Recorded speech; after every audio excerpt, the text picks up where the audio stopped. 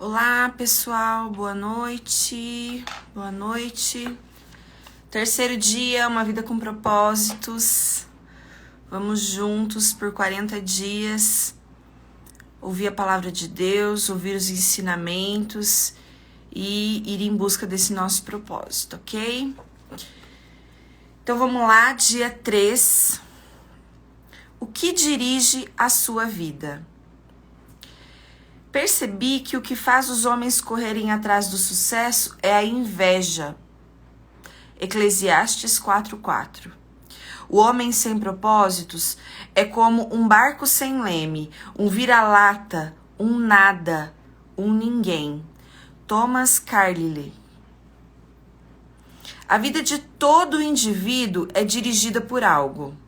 A maioria dos dicionários define o verbo dirigir como guiar, controlar, direcionar.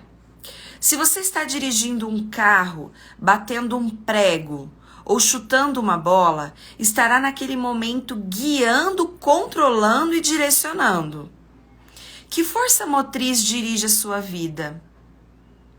Você sabe? Você tem consciência de qual é a força que dirige a sua vida? Esse é um passo importante e fundamental para você descobrir o seu propósito. Nesse exato momento, é possível que um problema, uma urgência ou o fim de um prazo determinado estejam dirigindo vocês. Oiê! Deixar fluir. Coloca seu nome aí para mim saber. Eu percebo que você está sempre aqui comigo, né? Acompanhando as lives. É possível que uma lembrança dolorosa, um temor ou uma crença inconsciente também o estejam dirigindo. Olha só, crença inconsciente o estejam dirigindo. Será que aconteceu alguma coisa no teu passado que você carrega no seu coração até hoje? E que guia os seus passos, guia os seus caminhos, essa vida que você teve no passado? É possível que uma lembrança dolorosa, um temor ou uma crença inconsciente o estejam dirigindo. Centenas de circunstâncias, valores e emoções podem dirigir a sua vida. Eis aqui 5 mais comuns. Hoje, o dia 3 é um pouco mais longo, mas ele é muito reflexivo, ele é muito forte, ele é muito poderoso. Vale a pena a gente mergulhar nesse dia verdadeiramente, entender cada pedacinho desse dia, porque ele pode trazer mudanças profundas para a nossa vida. Vamos lá. Então, são 5 causas mais comuns que podem dirigir as nossas vidas. A primeira, muitos são dirigidos pela culpa. E esse é forte e doloroso. Algumas pessoas passam a vida inteira fugindo do remorso ou ocultando a vergonha. Ou seja, elas não vão em busca do que elas querem. Elas estão fugindo de algo que elas viveram ou passaram, ao invés de buscar o que elas querem. Dirigidas pela culpa, são manipuladas pelas lembranças do passado. Pode ser um fato da infância até. E isso, gente, é inconsciente. Essa dor, ela é inconsciente. E ela traz lembranças dolorosas que te fazem ser guiados pela culpa.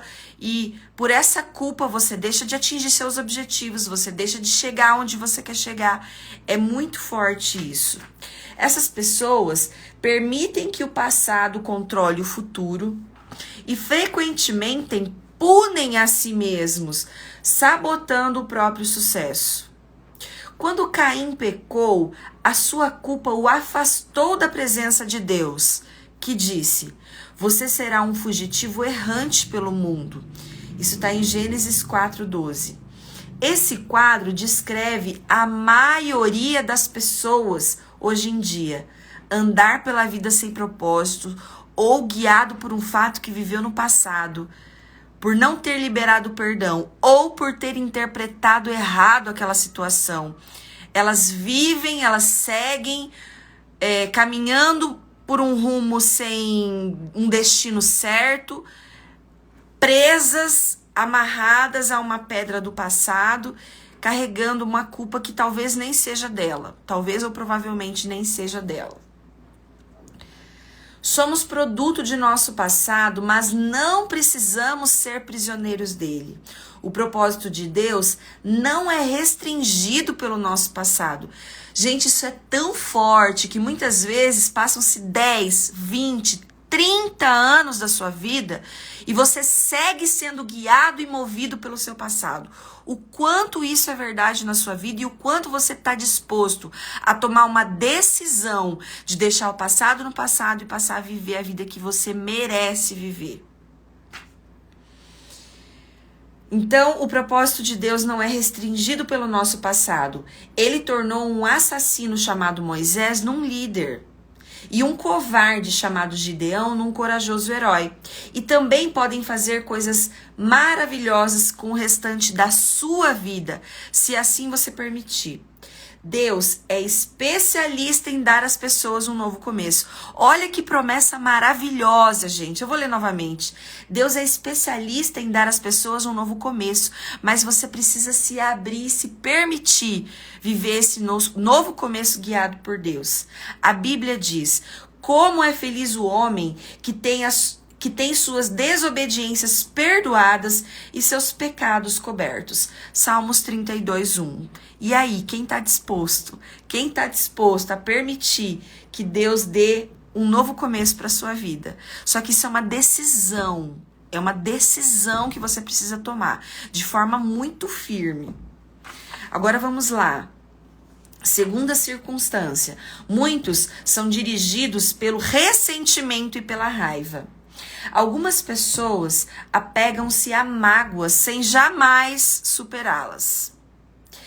Em vez de aliviar a dor por meio do perdão, revivem-na continuamente em pensamento, dia após dia, dia após dia, dia após dia. Faz sentido para a sua vida? Você vive apegado à mágoa, sem superar isso dia após dia na tua vida? Quando dirigidas pelo ressentimento, calam-se e interiorizam-se. Interioriza-se a raiva, enquanto outras se irritam e agridem os outros. Ambas são reações nocivas e inúteis. Vocês já conheceram pessoas muito iradas, muito nervosas, muito bravas? Vocês já tiveram a oportunidade de conhecer verdadeiramente o que essas pessoas carregam no coração? Eu tive a oportunidade de conhecer 2 pessoas assim. E toda aquela raiva, toda aquela ira, toda aquela arrogância, toda aquela prepotência que essa pessoa manifestava fisicamente era fruto de uma dor tão profunda que ela carregava, que ela externalizava isso com raiva, com ira. Então, se você tem passado dias nervoso, irritado, quanto isso tem sido externalizado na sua vida, na verdade, por uma mágoa que você carrega? Faz sentido isso para a tua vida? Se sim, por que não liberar o perdão, que é o que está escrito aqui, que é o que manda a Bíblia? Será que uma atitude tão simples, uma decisão tão simples, não pode mudar o curso da sua vida e transformar a sua história? Quem sabe, né? Então vamos lá. O ressentimento sempre machuca mais o ofendido que a pessoa que o ofendeu. Enquanto o ofensor provavelmente já esqueceu o insulto e seguiu em frente, você continua angustiado em sua dor e perpetuando o que aconteceu. Libera o perdão. Libera o perdão, que a sua vida pode ser verdadeiramente ressignificada. Ouça. Aqueles que o magoaram no passado não poderão continuar a feri-lo a menos que você se agarre à dor por meio do ressentimento. O que passou, passou. Nada pode mudar o passado, mas você pode ressignificar o seu passado. Você apenas se machuca com a amargura das lembranças do seu passado. Para o seu próprio bem, aprenda com o passado e o mande para bem longe. Aprenda com o passado e o mande para bem longe. A Bíblia diz: ficar desgostoso e amargurado é loucura, é falta de juízo que leva à morte. Jó 5:2. Então, o que tem que ser feito? Tem que ser tomada uma decisão. É uma decisão simples e são pequenas mudanças diárias que o farão caminhar esse trajeto para a vida que você quer levar. Mas o primeiro passo é uma decisão. As dores, as lembranças do passado virão, mas você vai se lembrar que você um dia decidiu perdoar, você decidiu um dia esquecer o passado e novamente, se você se lembrar, você vai se lembrar da sua decisão que você tomou e você vai, dia após dia, ressignificando o passado. Então, você toma uma decisão de deixar o passado no passado. O que passou, passou. Nada pode mudar o passado. Mas você pode ressignificar o seu passado. Tomou a decisão, segue em frente.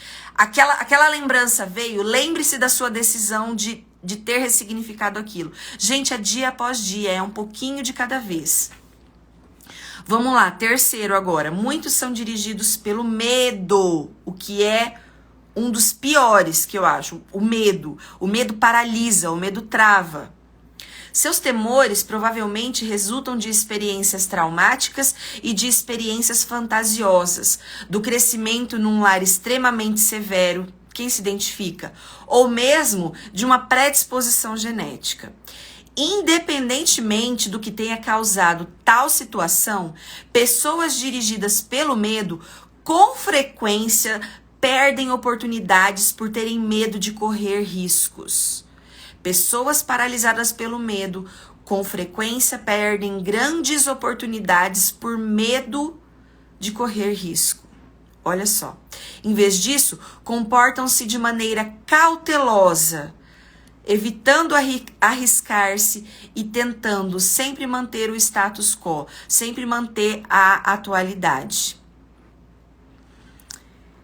Pessoas que decidem viver dentro de uma bolha, achando que estão protegidas, achando que estão seguras e deixam de viver coisas extraordinárias, momentos extraordinários, com pessoas extraordinárias, situações únicas, por medo.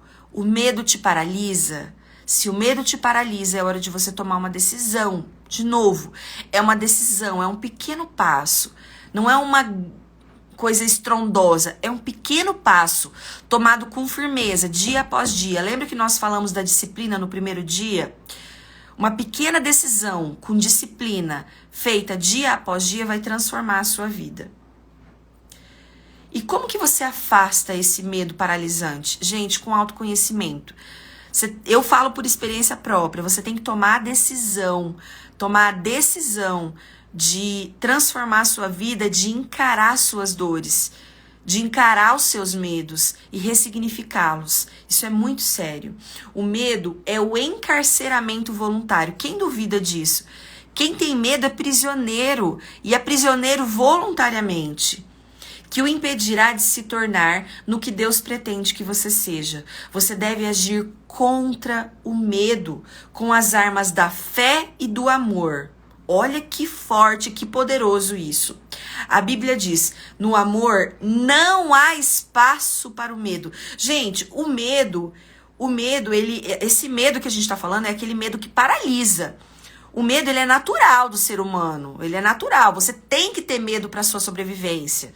Se você, usando um exemplo extremo, se você vê um leão na tua frente aqui agora, você tem que ter medo. O gatilho do medo vai ser acionado para que você fuja. Você tem que ter medo de ser atropelado na rua, senão você atravessa a rua sem olhar para os dois lados e vai morrer, vai ser morto. Esse medo que a Bíblia fala é do medo que paralisa. É esse medo que a gente tem que enfrentar. Enfrentar com as armas da fé e do amor. A Bíblia diz, no amor não há espaço para o medo. O amor amadurecido expulsa o medo, olha só.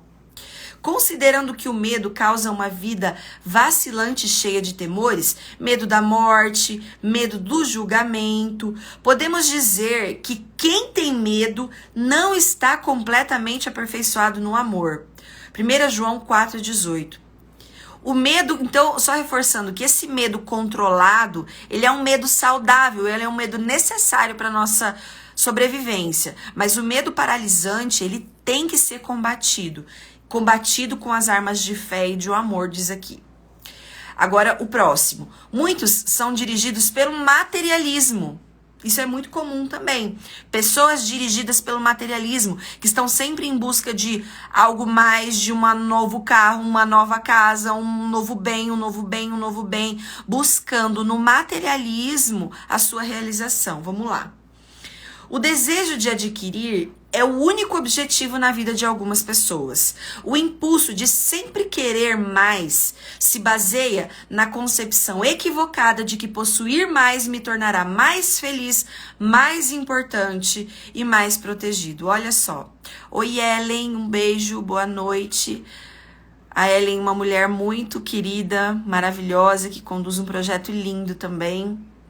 Obrigada por estar aqui comigo. Contudo, são expectativas falsas. Os bens materiais trazem a felicidade temporária. A situação de constante tranquilidade acaba gerando o tédio. E então, passamos a desejar novidades sempre, coisas maiores e melhores. E isso é um círculo que não se acaba nunca. E isso nunca vai te satisfazer. E você vai querer mais e mais e mais e mais e mais. E você nunca vai se sentir satisfeito. Porque não é assim que você preenche a sua vida. Não é assim que você vai preencher a sua vida. Também é um mito a concepção de que quanto mais bens adquirir, mais importante eu serei. Autoestima e riqueza material não são sinônimos. Não são sinônimos. Quantas pessoas assim que tinham uma vida aparentemente perfeita, com tudo do melhor na vida, se suicidam? Por quê? Pelo vazio que elas carregam dentro delas. Isso é muito doloroso, é muito doloroso. Gente, e sem hipocrisia, é importante você ter uma vida confortável, você ter coisas boas, sim, é importante, mas você buscar nisso a sua realização, é disso que a gente está falando. Não é buscando nisso a realização que você vai se preencher. É nesse sentido. O mito mais comum a respeito do dinheiro é o de que quanto mais dinheiro se tem, mais protegido se está. Isso não é verdade? Riquezas podem ser perdidas num piscar de olhos, por uma quantidade considerável de fatores que fogem ao nosso controle. A verdadeira segurança só pode ser encontrada naquilo que jamais poderá ser tomado de você, que é o seu relacionamento com Deus. Gente, é uma sementinha por dia. É uma sementinha por dia, é uma palavra da Bíblia por dia, é um ensinamento por dia. É isso que vai construir esse relacionamento com Deus. Vamos lá para o último. Muitos são dirigidos pela necessidade de aprovação. Querem sempre ser validados, querem sempre ser elogiados, fazem coisas sempre buscando ser aprovados pelos outros, muitas vezes até se esquecendo de si mesmo. Algumas pessoas permitem que as expectativas alheias dos pais, dos cônjuges, dos amigos, dos filhos, dos professores, dos vizinhos, dos colegas de trabalho, seja lá de quem for, controlem a sua vida. Muitos adultos ainda tentam ganhar a aprovação de pais que nunca estão satisfeitos. Pessoal, aqui eu quero lembrar mais uma vez o conceito da autorresponsabilidade. Autorresponsabilidade, você não deve depositar nos outros de maneira alguma a sua realização. Por mais que você considere e julgue importante que seus pais gostem do que você faça, você precisa saber quem você é. Você precisa ter as suas crenças de identidade fortalecidas para que a opinião alheia não te afete. Isso é muito forte. Quem você é, para que você veio, qual o propósito de tudo que você faz. Se isso estiver enraizado no seu coração, o que as pessoas vão falar, gente, não vão afetar vocês. Fortaleçam as suas crenças de identidade. Tenham clareza de quem vocês são. Qual é o propósito de vocês? O porquê vocês estão fazendo o que vocês estão fazendo? Quando você tem essa clareza, a opinião dos outros não vai doer em você. Pode por uma questão de segundos te afetar, mas você rapidamente vai acessar o propósito de tudo que você está fazendo e você vai se firmar, porque você tem convicção de quem você é e do que você, por que você faz o que você está fazendo. É muito sério isso, gente. Vamos lá. Outros são dirigidos pela pressão social do grupo a que pertencem. Isso é muito comum também. Sempre preocupado com o que os outros podem pensar. Infelizmente, os que seguem a multidão quase sempre acabam perdidos nela. É muito forte isso, gente. Fortaleçam as crenças de identidade. Eu vou fazer uma pausa aqui agora e vou falar de um exercício bíblico que é o eu sou. Como que você fortalece essas suas crenças de identidade? Todos os dias. Lembra da disciplina do primeiro dia? Todos os dias. Você vai escrever quem você é e a pessoa que você quer se tornar, colocando na frente da característica que você quer ser a palavra eu sou. Eu sou forte, eu sou decidida, eu sou uma mulher trabalhadora, eu sou competente, eu sou amada pela minha família, eu sou uma boa filha, eu sou uma boa amiga, eu sou luz na vida da minha comunidade. Gente, o quanto eu escrevi que eu sou luz na vida da minha comunidade antes de eu decidir ler esse livro. Eu escrevi muito. E o que você escreve, gente, o que tá escrito no meu caderno do Eu Sou tá ali. O que você escreve fica registrado. É diferente da palavra. O que tá registrado, tá escrito. A palavra, ela se perde. O que tá escrito fica registrado. Escreva a pessoa que você quer se tornar. O que você talvez nem seja, mas você gostaria de ser. Escreva, eu sou, e a característica que você deseja se tornar.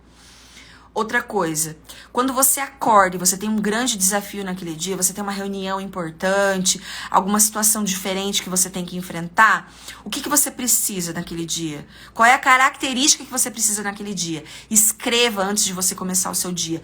Eu sou competente, eu sou decidido, eu sou luz na vida da minha comunidade, eu sou importante para minha comunidade. Escreva o que você quer ser. Escreva, disciplina dia após dia até você se tornar. Escreva até você se tornar, ok? Esse é um exercício que fortalece muito as crenças de identidade. O exercício do eu sou. A sugestão é que você escreva todos os dias pelo menos 30 eu sou, tá bom? Vamos lá. Eu não conheço todas as chaves do sucesso, mas uma chave para o fracasso é tentar satisfazer a todos. Ser controlado pela opinião dos outros é uma forma segura de jamais atingir os propósitos de Deus para sua vida. Quer fracassar? Fica se importando com o que os outros falam, com o que os outros pensam. Gente, é fato, isso é real. Ninguém pode servir a dois senhores, disse Jesus em Mateus. Outras influências ainda podem dirigir a sua vida, mas todas levam ao mesmo impasse, potencial não aproveitado, estresse desnecessário e uma vida não realizada, o que é mais triste ainda. Nada é mais importante que conhecer os propósitos de Deus para a sua vida. E nada pode compensar o prejuízo de não os conhecer. Essa jornada de 40 dias que a gente está vivendo mostrará como ter uma vida dirigida por propósitos. Uma vida guiada, controlada e direcionada pelos propósitos de Deus.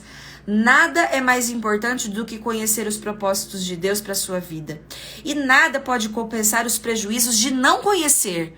Olha só o que ele disse aqui, gente. Pior do que...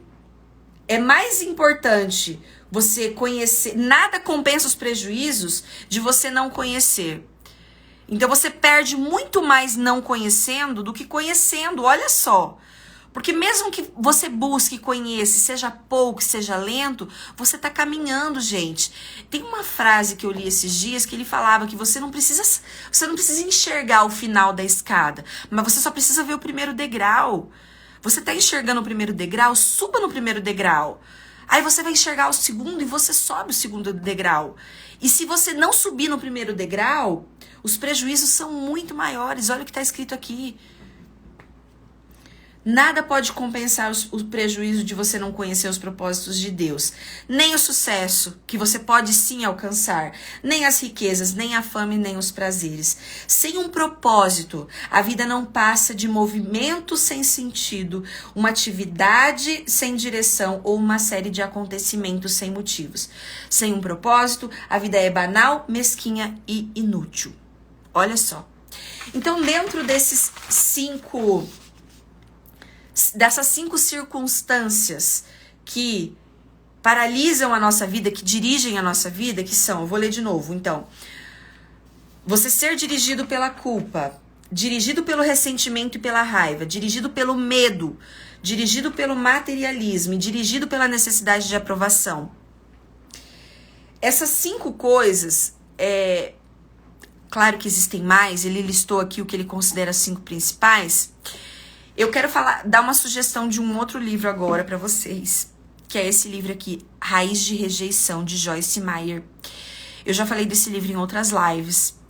Esse livro, Raiz de Rejeição, pode ser que a princípio não faça sentido para a tua vida. Você não tenha se sentido diretamente rejeitado. Mas lendo esse livro, eu percebo que muitas coisas na minha vida foram guiadas pelo sentimento, muitas vezes inconsciente, de rejeição. Então fica aqui a sugestão desse livro para que você leia e compreenda que muitas coisas na sua vida são guiadas por sentimentos de rejeição, às vezes inconsciente, que estão te levando para um caminho que você talvez não queira ir, mas que você está travado, bloqueado por causa desses sentimentos. E ela fala aqui de muros que a gente constrói de rejeição que nos paralisam, que levam a esses as 5 principais formas de você ser guiados na sua vida, ser guiados pelas suas atitudes, tá bom? Então, nesse momento, eu quero indicar esse livro para vocês. Comprem o livro, leiam detalhadamente, que eu tenho certeza que vai ser transformador na vida de vocês. Ok? Vamos lá. As vantagens de uma vida dirigida por propósitos. As 5 grandes vantagens de se viver uma vida com propósitos. Peraí. Vamos lá. Conhecer o propósito de sua vida faz com que ela tenha sentido. Fomos feitos para alcançar algum significado na vida. Por isso, tantas pessoas recorrem a métodos questionáveis como a astrologia, a psicologia para descobri-lo. Quando a vida faz sentido, você pode suportar quase tudo. Do contrário, ela se tornará insuportável. Um jovem na casa dos 20 anos escreveu: "Sinto-me um fracassado, pois luto para me tornar algo que nem ao menos sei o que. 20 anos. Tudo que sei fazer é sobreviver." Olá, Hugo, Isadora, boa noite para vocês que entraram. Se um dia eu descobrir meu propósito, aí sim eu começarei a viver.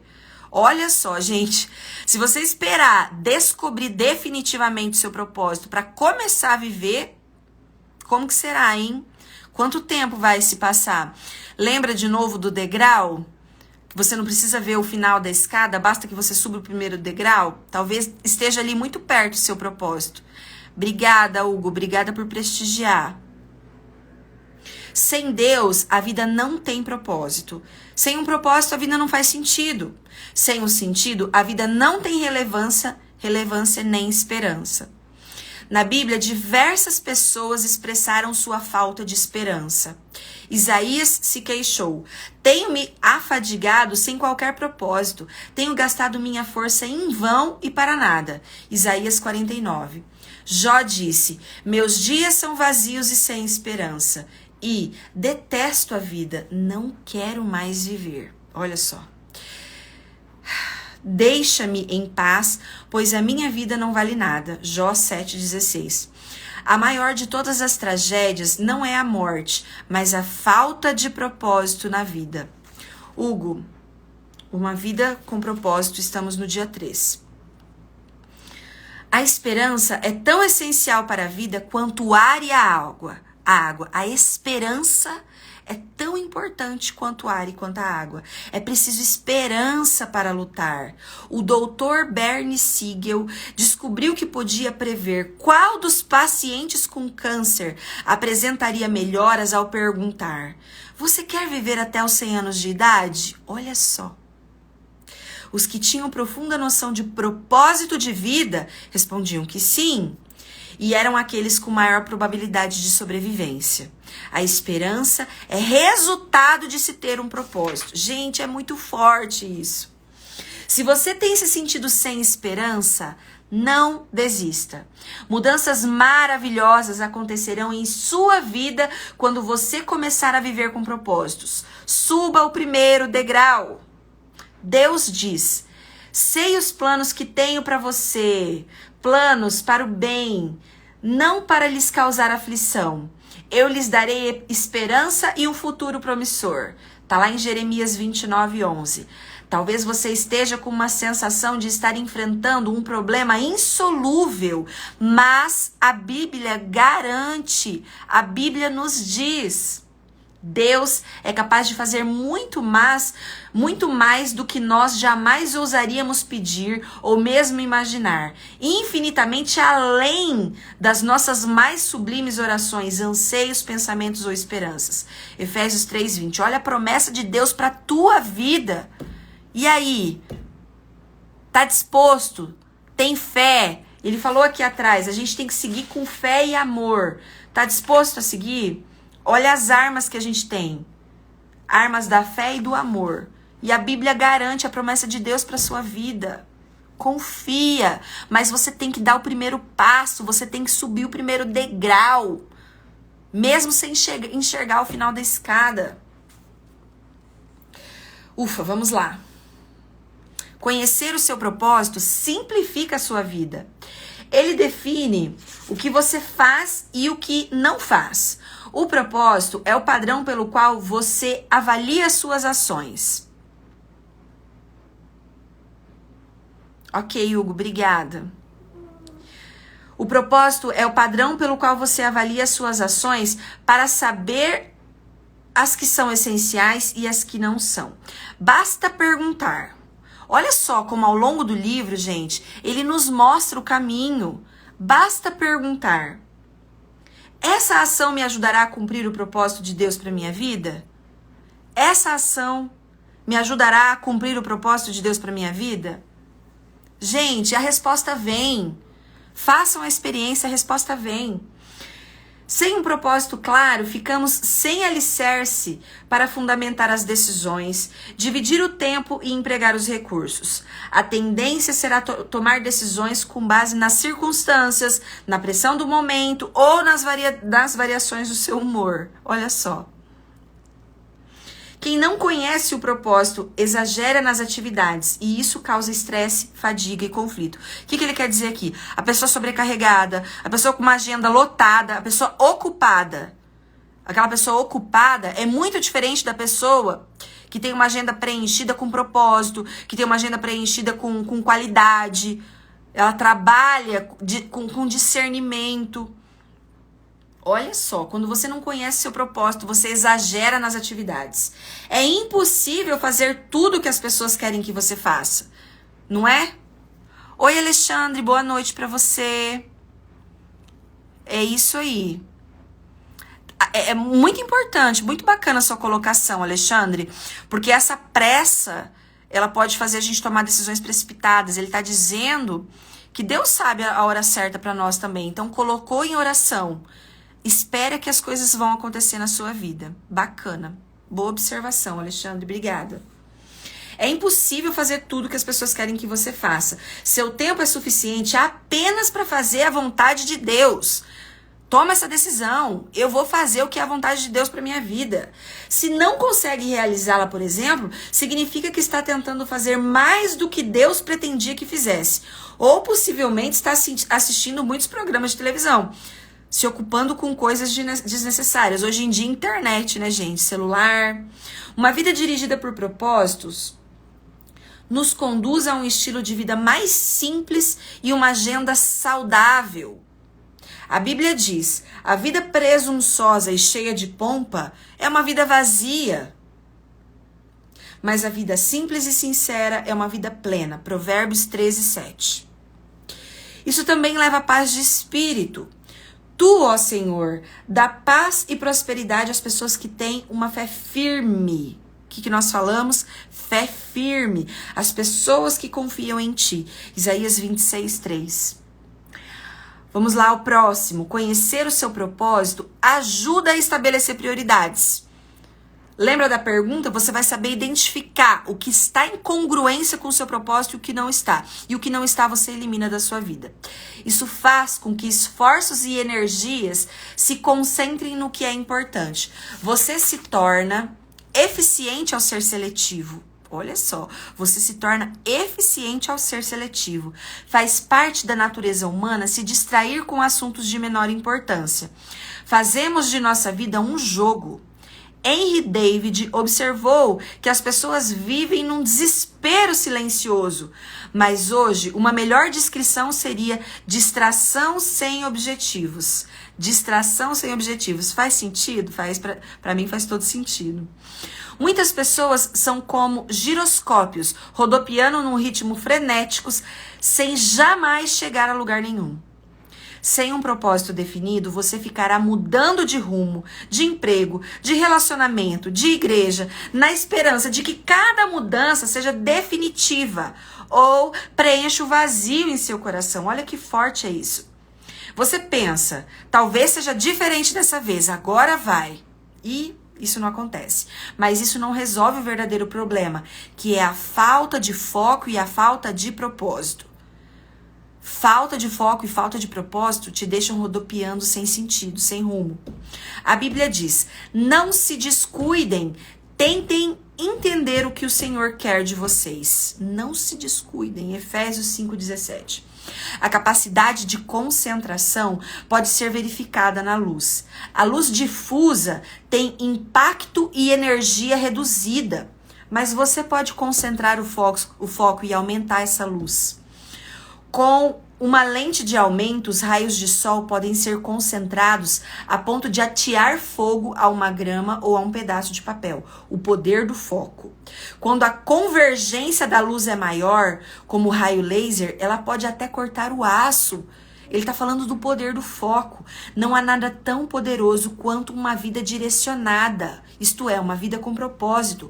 Homens e mulheres que mais influenciaram a história estavam concentrados em uma direção. O apóstolo Paulo, por exemplo, difundiu o cristianismo no Império Romano praticamente sozinho. Olha o foco desse homem. Seu segredo era uma vida direcionada. Ele disse, estou concentrando minhas energias unicamente nisso. Esquecer o que já passou, deixar o passado no passado e avançar para o que está à minha frente. Uau, Filipenses 3:13. Gente, a Bíblia não é maravilhosa? Ela fala tudo, ela ensina tudo. Se você quer que a sua vida cause impacto, dê-lhe uma direção. Gente, às vezes é uma coisa simples. Às vezes isso é mais fácil do que você imagina. Pode ser uma pequena coisa, mas tome um passo, dê um passo. Pare de andar em círculos, pare de tentar fazer de tudo. Faça menos, elimine até mesmo as boas atividades, se concentrando apenas no que for mais importante. Jamais confunda atividade com produtividade. Você pode estar ocupado sem ter um propósito, mas para quê? Qual o sentido disso? Paulo disse, assim, os interessados em tudo que Deus tem para nós devem se manter focados no alvo. Uau, que dia extraordinário esse dia 3, né? Filipenses 3:15.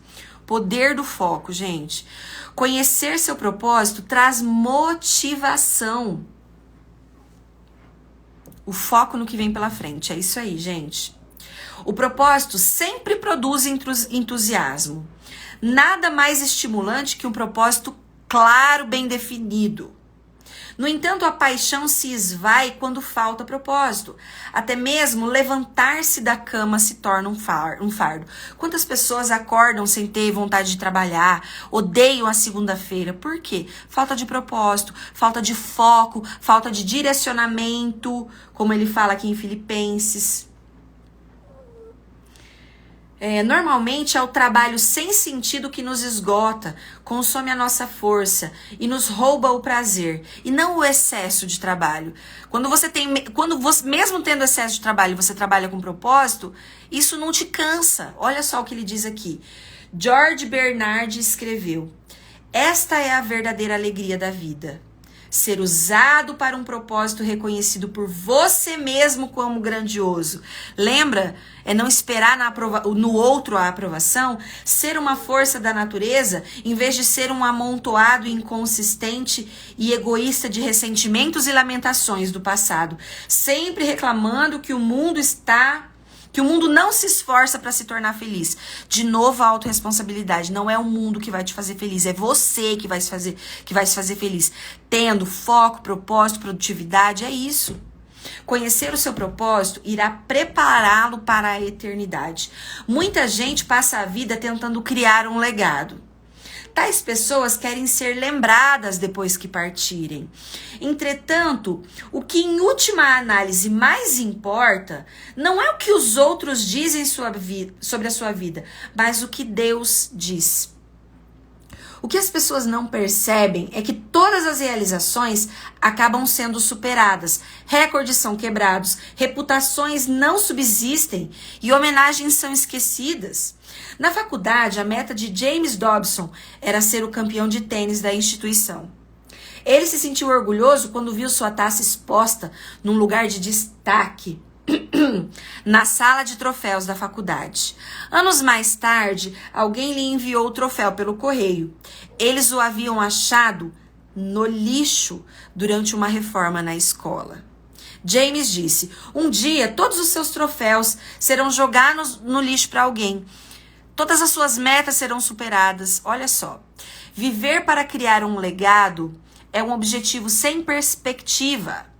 Uma utilização mais sábia do tempo é construir um legado eterno. Você foi colocado aqui a fim de se preparar para a eternidade.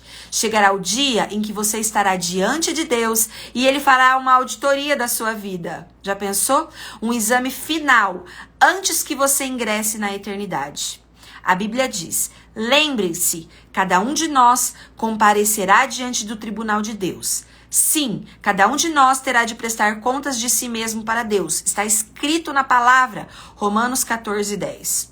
Felizmente, Deus quer que passemos no teste, por isso nos deu as perguntas antecipadamente. Olha só. Pela Bíblia, entendemos que Deus nos fará duas perguntas fundamentais. Primeira, o que você fez com meu filho Jesus Cristo? O que você fez com meu filho Jesus Cristo? Deus não irá perguntar sobre a sua formação religiosa ou a sua visão doutrinária. O único ponto importante será: você aceitou o que Jesus fez por você?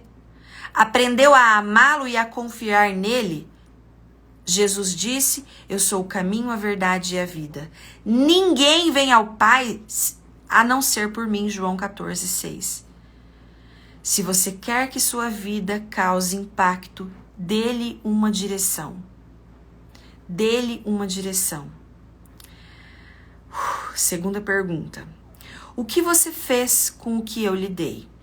Isto é, o que você fez com a sua vida, com as dádivas, com os talentos que Deus te deu, com as oportunidades, com a energia, com os relacionamentos, com os recursos, enfim, tudo o que Deus deu a você. O que você fez com o que Deus deu a você? Gastou-os com você mesmo ou fez uso deles com os propósitos que Deus tinha para você? Uau! Prepará-lo para essas duas perguntas é o objetivo desse livro. A primeira irá determinar onde você passará a eternidade.